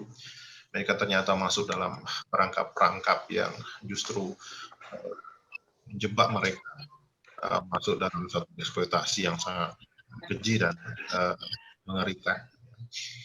Jadi ketika bicara tentang pencegahan, memang ada persoalan pendidikan yang sudah sering kali diomongin semua pembicara-bicara. Ketika kita bicara tentang pencegahan, kita berhadapan dengan kemiskinan. Ketika kita berbicara tentang pencegahan, kita bicara lapangan pekerjaan yang sangat sulit sekali. Pemerintah tidak bisa memberikan lapangan pekerjaan, dan rakyat, mereka juga yang berangkat juga bukan mau kaya, ya. Mereka yang mau berangkat juga hanya mungkin sekedar untuk menambah supaya bisa hidup, ya. Dan situasi sangat sulit, belum lagi ditambah dengan situasi sosial yang melatar belakangi budaya dan macam-macam hal yang sekali lagi perlu kajian. Tidak segampang kita membalikkan telapak tangan, tidak mungkin. Menurut saya sulit. Ya. Dulu pertama-tama juga waktu ketika saya mendampingi, saya pikir ini NTT kerja apa ini mereka ini, kasih sampah saja di Batam. Kita hormati ini, datang sampah kita tampung jadi tong sampah di Batam. Kita sedang cuci piring saja.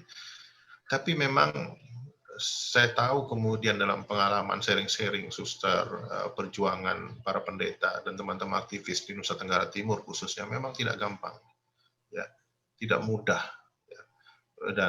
Dan apa yang kita lakukan juga sekali lagi membutuhkan satu komitmen yang besar untuk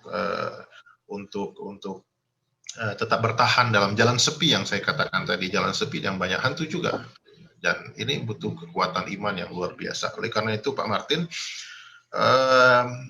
tetap berbuat ya Pak Martin. Progresnya tadi saya keserahkan saja sama Tuhan, memang itu saja yang bisa saya katakan. Tetapi banyak hal sebenarnya yang juga menyadarkan orang. Seperti Pendeta Marheni tadi katakan, ya ada beberapa hal tadi yang luar biasa juga dikatakan, terus menerus saja kita lakukan. Ya tentu usaha yang dilakukan oleh teman-teman Interfide, Pendeta Elga dan teman-teman semuanya, saya kira itu usaha untuk terus menguatkan jaringan kita.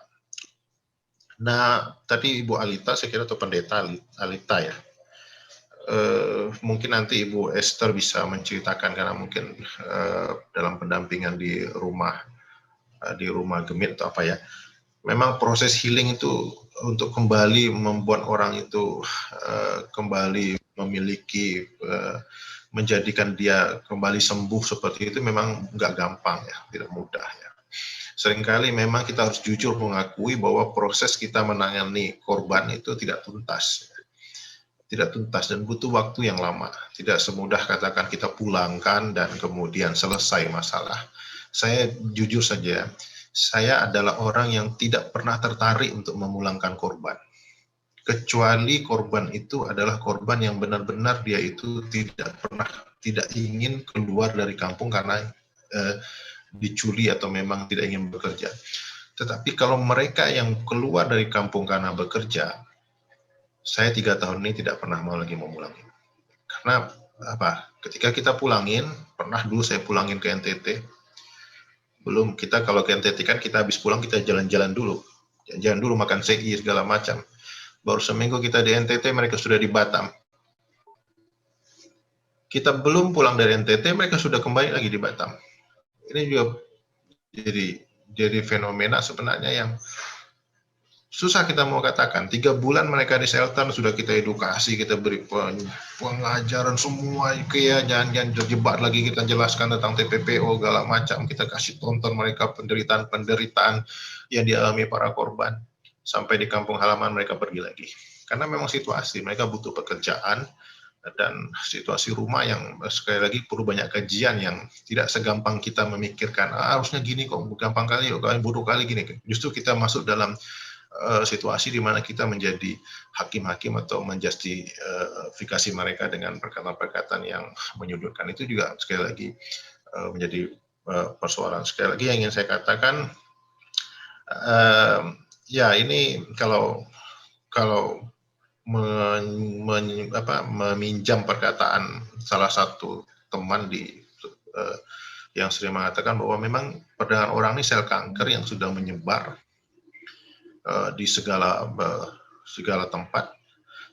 Lalu kemudian kita kebingungan untuk mencari obat apa yang pas untuk sel kanker ini ya, karena kita sudah coba dengan obat ini, coba dengan ini, malah semakin menyebar. Nah, tetapi apakah kita berhenti? Tentu juga tidak ya. Justru ketika kita berhenti itu semakin membuat para mafia semakin merajalela dan kemudian mereka semakin merasa bisa sewenang-wenang lagi melakukan kejahatan ini. Untuk sementara mungkin itu dulu dari saya. Nanti silakan Bu Esther atau teman-teman lain boleh silakan menambahkan. Terima kasih Romo Pascal. Silakan Ibu Pendeta Esther Mantaon. Baik, terima kasih Pendeta. Sebenarnya sudah disampaikan juga oleh Romo, tetapi kasus yang disampaikan oleh Ibu Pendeta Aneta itu sebuah fakta. Beberapa dampingan kami, yaitu anak usia sekolah yang sulit untuk melanjutkan sekolah karena orang tua tidak mampu membayar uang sekolah, lalu orang tuanya menyuruh keluar dari sekolah dan bekerja. Dan dia akhirnya meninggalkan orang tua, dibantu oleh teman-teman yang ada di Susteran dan kembali ke Rumah Harapan. Dan dia tidak mau kembali karena dia dipaksa untuk pergi bekerja. Nah, ini memang kesulitan bagi kita semua karena ada benang merah yang terputus. Karena di tiap keluarga, dalam rumah tangga masing-masing tidak ada informasi tentang bahaya perdagangan orang jika berangkat tidak prosedural. Jadi mungkin yang seperti kasus yang ditemui oleh Ibu Pendeta itu perlu didampingi sampai kepada keluarganya, sehingga keluarga paham tentang apa yang mereka lakukan terhadap korban, yaitu relasi kuasa yang mereka pakai untuk memaksa korban pergi bekerja. Yang kedua, mengenai remintasi dari korban yang tidak dimanfaatkan oleh keluarga dengan baik, itu juga terjadi beberapa kasus. Dan terima kasih Ibu Pendeta bahwa upaya yang telah dilakukan oleh Ibu Pendeta itu sangat tepat. Yang pertama adalah pemulihan psikologi. Karena dengan mengajak dia ikut terlibat dalam kegiatan-kegiatan kepemudaan, gereja, dan dia diberi tempat, diberi ruang untuk bagaimana berekspresi, itu dapat memulihkan kondisi psikisnya. Yang kedua, tentang terapi kerja. Kami biasa menyebutnya sebagai terapi kerja adalah menyediakan kebutuhan apa yang menjadi hobi, bakatnya, untuk paling tidak meminimalisir penderitaan psikologi yang ia alami. Tetapi juga mendatangkan uang untuk dia sendiri bisa memberdayakan diri. Kami berharap Gereja Kristen Sumba juga bisa terlibat langsung untuk pemberdayaan ekonomi bagi penyintas, khusus untuk pekerja migran Indonesia, agar mereka betul-betul pulih dan tidak kembali. Apa yang diceritakan oleh Romo tadi, sebenarnya sebagai pendamping, kita jenuh juga jika berhadapan dengan korban. Saya juga tidak jauh berbeda bahwa saya pernah mendampingi anak korban perdagangan orang, child trafficking, yang dipulangkan dari Malaysia karena baru usia 16 tahun. Suatu saat saya bertemu di Kuala Namu, Bandara Kuala Namu, dan dia yang tipu saya, Bu Esther. Saya kok heran, orang ini kok kenal saya.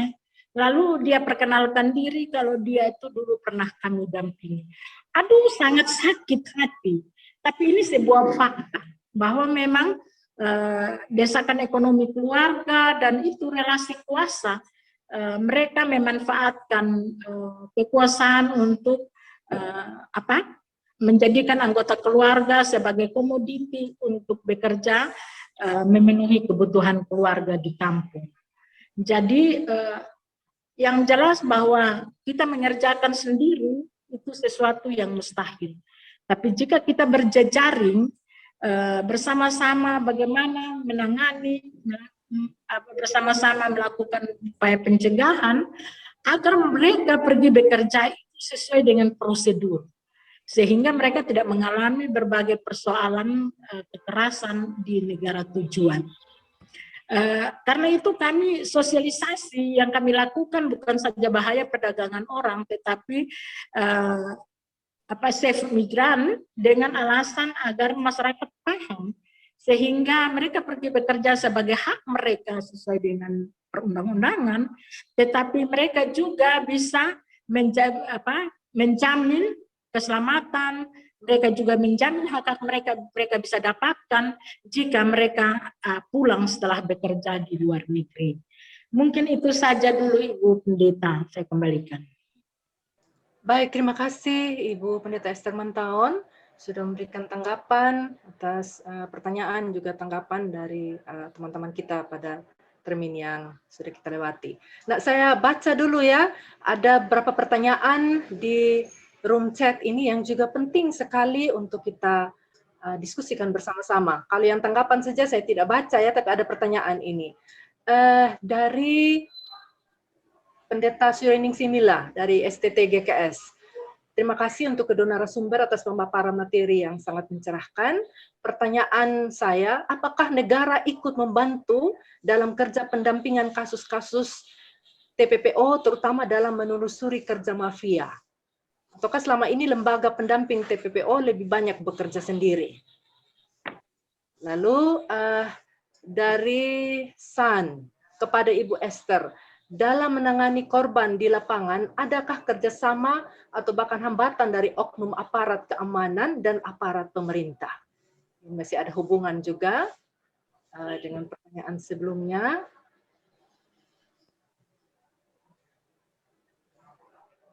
Dari Pendeta Fitri, di Sumber Cerita Sukses, PMI memang menjadi daya tarik paling besar. Mungkin kita perlu mendokumentasikan kisah pilu pekerja migran ini tentu dengan izin mereka. Lalu, nah ini dari Pak Benefides ya, kalau tidak salah ya. Saya mendapatkan presentasi tadi bahwa orang dalam lingkaran keluarga justru sering menjadi perekrut.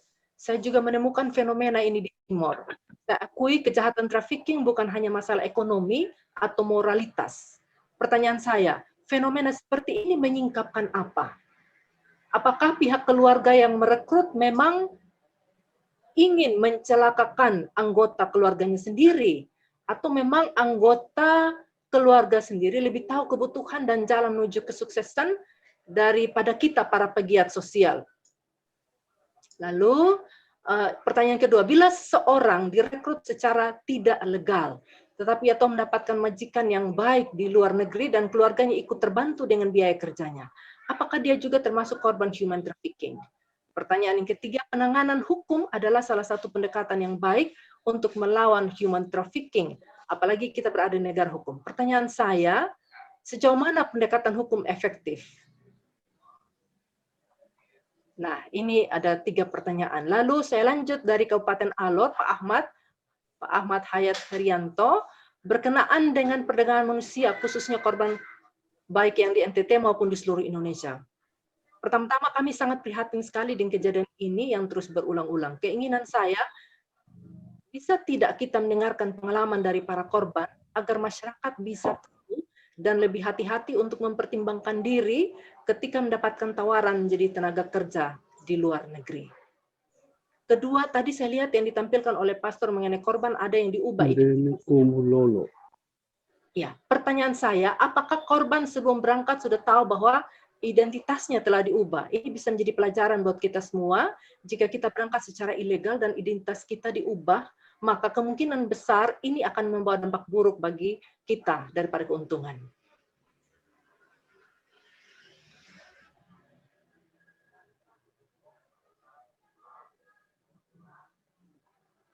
Iya.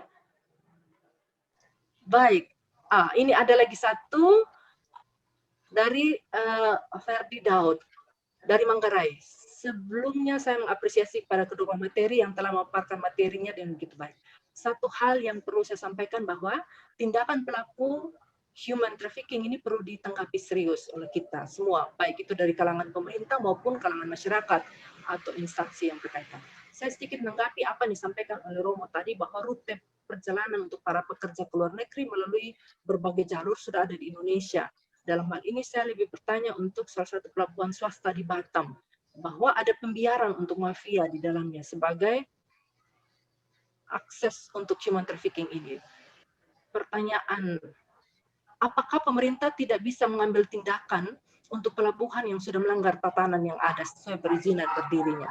Kedua, apakah pemerintah atau lembaga terkait tidak bisa mencari solusi untuk memutuskan mata rantai human trafficking? Ada banyak sekali pertanyaannya, Romo Pascal dan Ibu Pendeta Esther, ini sebenarnya memperlihatkan keinginan kami sebagai peserta kegiatan ini untuk belajar dari pengalaman Romo dan Ibu Pendeta. Mari silakan bisa menanggapi. Ya baik, mungkin saya dulu, Pendeta Esther. Pertama, silakan Romo Pascal. Ini bukan kerja pemerintah saja, ya kita memang tidak, saya kira jangan menyalah-nyalahkan lagi lah. Ini kerja kita semua ketika berhadapan dengan kemanusiaan, ini menjadi pekerjaan kita semua. Kita tahu memang pemerintah tidak bisa memberikan lapangan pekerjaan. Kita tahu juga sudah nggak bisa kasih lapangan pekerjaan, tidak bisa juga melindungi warganya. Dalam negeri saja tidak bisa melindungi, ya apalagi di luar negeri. Itu sudah bertahun-tahun mungkin litani kesalahan kita itu selalu ada. Tapi memang ini tidak mungkin dikerjakan oleh pemerintah, tidak mungkin. Ini kejahatan yang sangat luar biasa, dan kalau pemerintah bekerja sendiri juga tidak akan mungkin. Oleh karena itu kita yang masih punya hati, masih punya kesadaran, kita harus bekerja sama, ya, bekerja sama dengan pemerintah. Kalau pemerintahnya kurang, ya kita bantulah dengan segala macam advokasi yang mempengaruhi kebijakan, misalnya mempengaruhi usaha-usaha kita bersama untuk menyelesaikan persoalan ini. Apakah pemerintah diam? Tidak juga, saya kira, karena banyak juga orang di pemerintahan yang peduli, ya. Tapi kita berhadapan dengan lingkaran kejahatan yang sekali lagi sangat luar biasa, Bapak Ibu. Perlu kajian-kajian yang sangat serius lagi. Perlu memang, tadi saya setuju dikatakan, perlu memang fokus dan konsen kita yang lebih dalam lagi, sehingga memang kita bisa terus-menerus menemukan bagaimana obat yang baik untuk mengatasi sakit, ya, dari perdagangan orang ini. Lalu tadi dibilang di Batam, ya, saya mau sedikit gambarkan situasi di Batam. Batam ini otorita, ya. Batam ini bukan pemerintah sama seperti kota-kota lain, karena ini sebenarnya daerah kawasan khusus yang pimpinannya itu ada dua, ada wali kota dan juga ada otorita Batam, kepala otorita Batam. Nah, Batam ini perdagangan sangat bebas, ya, luar biasa, orang keluar masuk dan sebagainya, dan lalu lintas kehadiran dan kepergian orang itu sangat besar, ya. Sehingga sulit sekali lagi kita mau bekerja sama, dalam artian kita begitu ketat, katakanlah, menjaga seperti diharapkan tadi, menjaga pelabuhan misalnya dan sebagainya. Nah, ketika itu dilakukan, katakanlah tadi saya kalau lihat di jalur saya yang nomor 4 tadi, ketika itu dilakukan, kita perketat semua pelabuhan, ya, apa yang terjadi? Mereka balik lagi ke Jakarta, mereka balik lagi ke Surabaya, mereka mencari jalan lain, ya. Jadi mereka ini seperti Yusuf, ya, pintar cari jalan lain, ya. sebelum dikejar Herodes. Cari jalan lain mereka. Mereka akan menemukan jalan lain. Ini perkara ada uang di belakang ini. Ini perkara ada rezeki di belakang ini. Dan ini menyangkut hidup mereka juga. Ya, barangkali juga mereka orang NTT yang susah hidup di kampung. Tidak ada pekerjaan lain lagi, terpaksa masuk dalam jaringan seperti itu. Jadi kita mau apa juga ya pelaku juga orang NTT yang hidupnya miskin, itu juga persoalan kan. Jadi ya saya realistis saja, saya memang tidak terlalu idealis ya, tapi ya kita bisa menolong 1-2 orang itu menurut saya sudah cukup luar biasa lah. Dengan 2 orang 3 orang yang kita tolong dengan sepenuh hati ya semoga menyembuhkan mereka kasih berkat untuk yang lain, mereka bisa cerita kepada orang lain ya. Jangan berhenti itu saja ya, kita mulai dari apa yang kita bisa, kita mulai dari apa yang mungkin kita lakukan ya. Sekali lagi tidak ada yang sia-sia ya. Seperti inilah kita mau apa, kita semua punya pendapat masing-masing, tapi ketika berhadapan dengan korban kita bisa butuh banyak minum vitamin supaya kita kuat dan tidak goyah dalam iman, dalam semangat, juga dalam perjuangan yang tidak gampang ini. Mungkin sekali lagi itu dulu ya, tidak menjawab semua saya kira mungkin, tapi ada hal-hal yang mungkin bisa menjadi PR kita ke depan, diskusi kita. Saya kira teman-teman di NTT banyak ya, para pastor, suster, pendeta-pendeta yang sangat luar biasa memberikan refleksi. Saya pernah membaca satu buku juga yang diterbitkan oleh teman-teman pendeta Gemit ya. Itu sangat luar biasa refleksi-refleksi dan kajian-kajian yang sangat mendalam tentang perdagangan orang. Tetapi kerja memang belum selesai ya. Masih jalan panjang untuk sampai kepada hasil yang mungkin kita impikan bersama. Terima kasih. Terima kasih Romo Pascal. Silakan Ibu Esther. Iya, memang pertanyaan apakah negara ikut bekerja mendampingi? Kalau kita lihat sebenarnya banyak hal yang telah dilakukan oleh negara. Kita lihat ada regulasi-regulasi, kemudian ada struktur yang dibangun seperti Satgas, gugus tugas. Itu sebenarnya kerja-kerja negara ikut melakukan pencegahan dan penanganan kasus TPPO.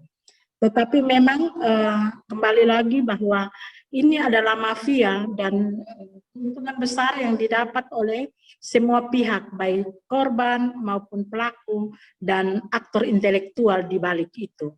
Jadi ini sebenarnya bertanya kepada hati, apakah saya sebagai pendamping atau saya sebagai negara benar-benar saya berpihak pada korban atau sebenarnya saya ada di balik semuanya itu. Saya tidak menuduh, tetapi hati berkata demikian. Jadi sebenarnya pertanyaan ini jelas bahwa negara terlibat langsung. Yang berikut adalah soal proses hukum. Aparat penegak hukum memang bekerja juga luar biasa dalam memberikan penanganan kasus. Tetapi kesulitannya adalah tadi yang saya paparkan bahwa dokumen-dokumen ini menjadi sesuatu yang sangat sulit untuk diproses. Yang pertama adalah dokumen itu dipegang oleh majikan, bahkan oleh agen, sehingga mulai dari pemberangkatan seperti bukti tiket, kemudian dokumen KTP dan sebagainya yang telah dipalsukan, itu semua tidak susah untuk didapatkan, sehingga proses hukum tidak jalan. Pengalaman kami bahwa kami mendampingi satu korban sampai 1 tahun 2 bulan, karena dia pulang dalam keadaan amnesia dan dia tidak bawa pakaian pun, hanya di badan. Ini sesuatu yang sangat ironis. Jadi jelas bahwa upaya-upaya itu dilakukan tetapi terhambat di soal pembuktian. Jadi jika ada bukti, 2 alat bukti saja yang cukup, polisi sudah bisa proses. Dan puji Tuhan banyak kasus yang sudah ada putusan pengadilan, walaupun rasa keadilannya tergantung keputusan hakim. Yang berikut adalah bahwa memang tadi relasi kuasa itu menjadi salah satu faktor penyebab sehingga anggota keluarga tidak bisa membantah saat dia diminta atau dipaksa dengan ancaman atau ancaman kekerasan untuk pergi bekerja. Dan dia juga sangat paham bagaimana kehidupan ekonomi keluarga, sehingga ia mengikuti saja permintaan atau paksaan dari keluarga untuk pergi bekerja. Nah, ini sebenarnya bagaimana kita memberikan pemahaman kepada masyarakat. Saya selalu katakan bahwa lebih baik kita jangan bicara di hotel atau di gedung-gedung mewah, tapi mari kita turun ke akar rumput dan menyampaikan bagaimana bermigrasi yang aman dan bagaimana pergi bekerja sesuai prosedur, sehingga paling tidak meminimalisir berbagai kasus yang terjadi, walaupun dia akhirnya berangkat prosedur, tapi dia akan pulang unprosedur. Itu sudah ada dan itu fakta. Yang berikut bahwa memang banyak orang yang pergi bekerja ilegal atau non prosedur, tapi mendapatkan majikan yang baik, kemudian dia pulang bawa upah, dan setelah itu dia kembali lagi. Ada banyak cerita sukses seperti itu. Tetapi tidak menjamin bahwa akhirnya dia akan tidak menjadi korban. Ada waktu di mana kalau dia sudah akhirnya ketahuan bahwa dia itu berangkat ilegal, mau tidak mau dia akan dideportasi. Tetapi juga dia rentan untuk menjadi korban perdagangan orang. Yang berikut adalah bahwa ada beberapa kasus yang kami dampingi. Ada 11 perempuan muda dari Sumba, ada yang dari Sumba Barat, dari Sumba Timur, yang melarikan diri dari penampungan di Kelapa Lima dan ditolong oleh teman-teman dari GMKI, dan bersama IOM kami mendampingi di shelter sampai dengan reintegrasi. Mereka menceritakan bahwa ternyata mereka baru tahu kalau dokumen mereka itu dipalsukan. Dan karena mereka itu rata-rata adalah anak-anak yang tamat SMA, dan mereka juga sudah mendapatkan informasi tentang prosedur pemberangkatan, akhirnya mereka melarikan diri dari penampungan. Ini sebenarnya salah satu upaya yang telah dilakukan oleh teman-teman di Sumba untuk memberikan informasi yang jelas kepada masyarakat tentang bagaimana bermigrasi yang aman. Dengan demikian, bagi mereka yang sebenarnya sangat tidak pernah mendapatkan informasi dan pendidikan sangat terbatas, mereka akan menerima kenyataan walaupun dokumen mereka itu dipalsukan. Karena itu kembali lagi bahwa bukan saja pemerintah, bukan saja gereja, tapi semua elemen masyarakat diwajibkan terlibat dalam memberikan pencerahan kepada masyarakat, sehingga paham tentang bagaimana bekerja atau bekerja di luar negeri secara prosedur. Mungkin itu saja Ibu Pendeta yang bisa saya lihat dari sejumlah pertanyaan ini. Terima kasih. Terima kasih banyak Ibu Pendeta Esther.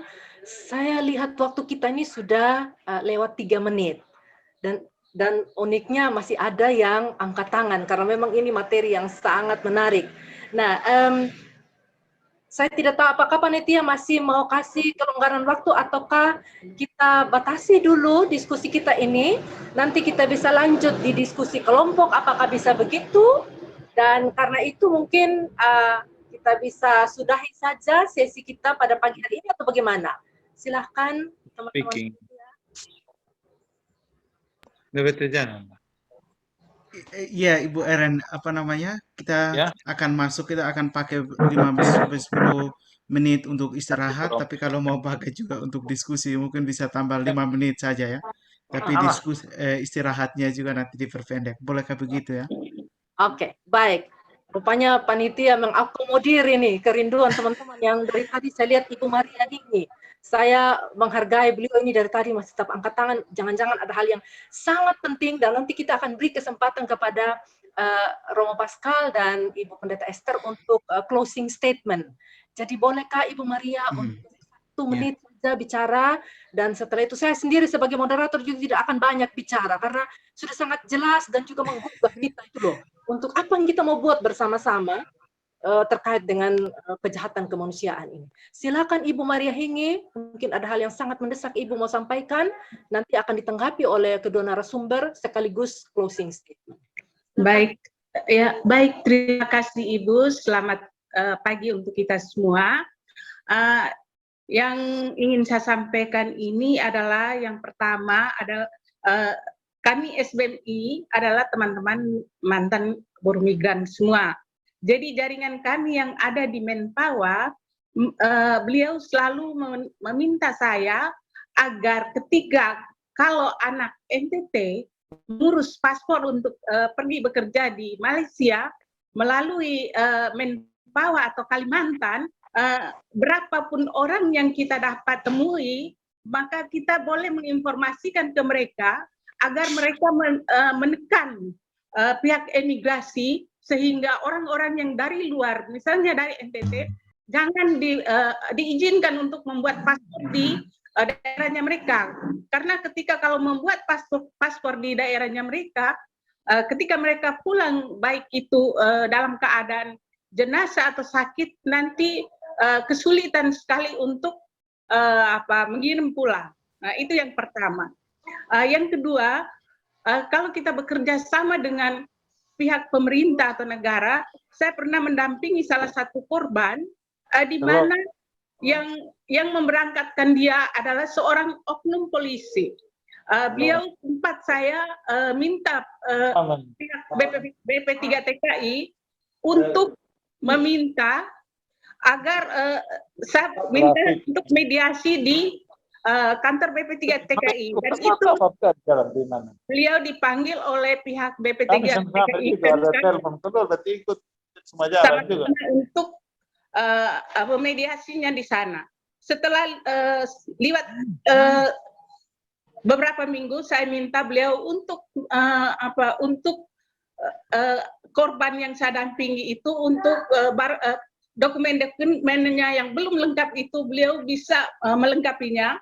Saya kasih batas seminggu kemudian saya ke BP3TKI meminta lagi, beliau sudah ditangkap oleh pihak polisi di bandara karena mengirim 5 orang anak di bawah umur.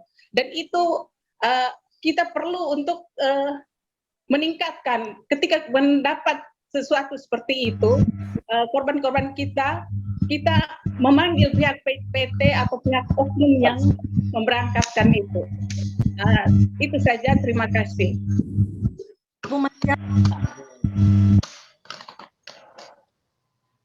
Ibu Iren, mic-nya. Mungkin kalian mendengarkan closing statement dari Rompasta dan Ibu Esther, sekaligus kalau ada menanggapi dan tadi disampaikan oleh semuanya. Silakan dimulai Ibu Esther closing statement Ibu. Ibu Iren.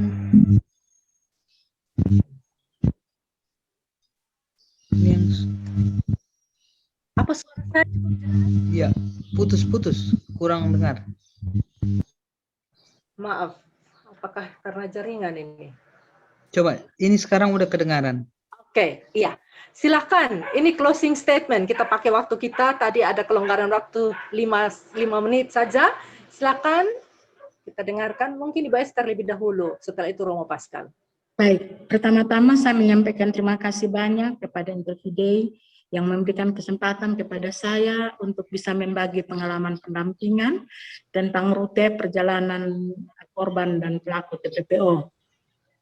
Yang kedua, yang jelas bahwa siapa saja dia bisa jadi korban dan bisa pelaku. Dia entah polisi, dia itu kepala BP3TKI, dia itu Kadis Naker Trans, dia siapa saja, atau saya sekalipun bisa jadi pelaku. Tetapi orang yang paham, bahkan saya juga bisa menjadi korban. Jadi bagi saya sebenarnya informasi itu penting, sehingga masyarakat bahkan setiap orang yang rentan menjadi korban TPPO bisa paham tentang bahaya-bahaya perdagangan orang. Kedua, kita semua terlibat dalam bagaimana meminimalisir terjadinya perdagangan orang.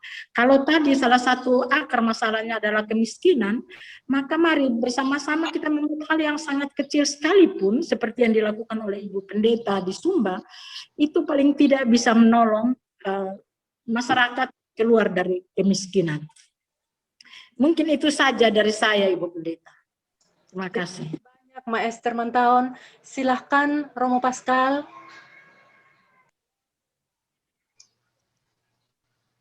Saya juga mau mengucapkan terima kasih kepada Intervide dan seluruh kita semua yang selalu punya hati untuk selalu tidak pernah lelah melayani sesama kita yang tidak beruntung.